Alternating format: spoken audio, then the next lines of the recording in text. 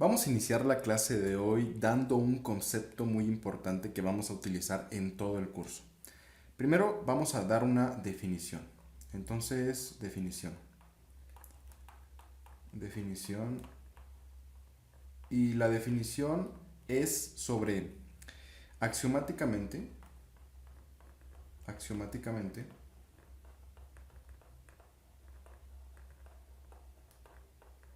un campo, un campo que vamos a denotar como K en general, cualquier campo, debe cumplir, debe cumplir las siguientes propiedades.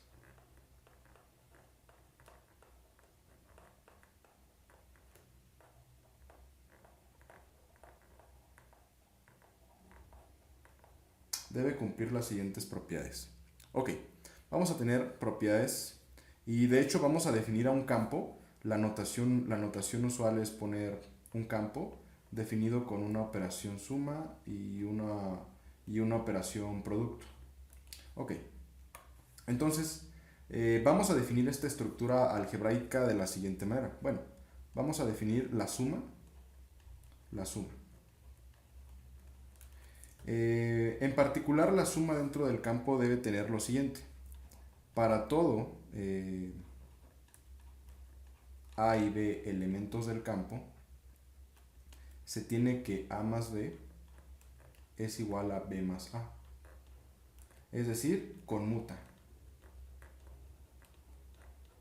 Conmuta. También tenemos que para todo A, B y C dentro del campo, tenemos que A más B más C es igual a A más B más C. Quiere decir que asocia. Tenemos un elemento distinguido, desde luego. Dentro de nuestro campo tenemos un elemento distinguido que existe el 0 dentro del campo, tal que A más 0 es igual a 0 más A. Es decir, sabemos que la suma es conmutativa y también tenemos que es igual a 0. Es decir, A más 0, que también podemos denotar como 0 más A, es igual a 0. Es decir, podemos sumar 0 tanto por la izquierda como por la derecha y el resultado siempre va a ser A. El resultado siempre va a ser A. Ok. Si A, si tenemos un elemento A en el campo, existe un único elemento que vamos a denotar como B, tal que A más B es igual a 0. A este elemento B se suele denotar como menos A, pero vamos a pensar solamente por notación que es B. Sin embargo, en algunos textos se denota como menos A, entre paréntesis menos A. Esta es la notación que algunos libros de texto utilizan. Esta es la existencia del inverso. Inverso. Acá arriba tenemos el neutro. Ok. Entonces, y ahora ya que definimos la suma dentro de nuestro campo, ahora vamos a definir el producto. Vamos a hacer la definición axiomática del producto.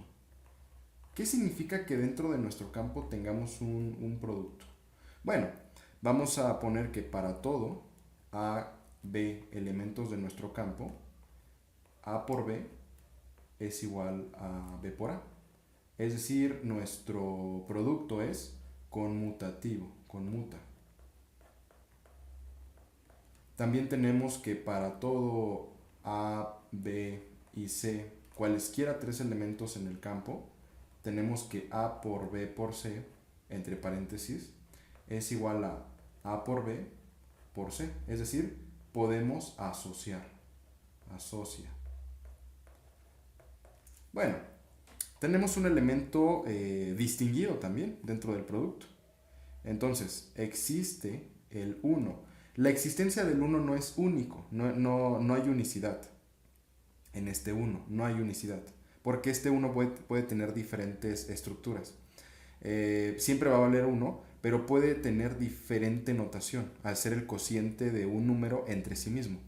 Entonces, existe el 1 en el campo, tal que para todo A en el campo también, 1 por A, 1 por A, que también es igual a A por 1, es decir, el producto es conmutativo y esto es igual a A. Ok, es decir, si multiplicamos por nuestro elemento distinguido, que es este es el neutro multiplicativo, si nosotros multiplicamos tanto por la izquierda como por la derecha, pues no le hace nada a nuestro elemento, al elemento con el que estamos trabajando. Ok, vamos a tener que si A es diferente de 0, existe un único B, este sí es único, tal que A por B es igual a 1. Ok, este es la existencia del inverso multiplicativo. Bueno, y nosotros vamos a tener, de hecho es la definición de grupo, de lo que es un grupo, y vamos a unir la suma y el producto. Suma y producto. Es decir, vamos a unir las definiciones que tenemos aquí de la suma y el producto en una sola definición. Vamos a tener que sean A, B, C elementos del campo. Se tiene que A por B más C es igual a A por B más A por C. Y bueno, esta es la última definición de nuestro campo. Entonces, un campo tiene que tener esta estructura. La estructura del campo es esta. Si falla alguna, entonces ya no es un campo. Ya podríamos hablar de un anillo, por ejemplo. Entonces, esta es la definición de un campo y es justamente con la que vamos a trabajar a lo largo del curso. Es muy importante aprendérsela, tener la nota, porque va a ser muy necesaria. Ok, entonces vamos a hablar del álgebra. ¿Qué es el álgebra? Vamos a empezar con álgebra. Álgebra. Ok, entonces tenemos indudablemente sistemas de ecuaciones. Eso es algo de lo que, digamos, cuando empezamos al estudio del álgebra, pues sale a la vista en los sistemas de ecuaciones. Sistemas de ecuaciones.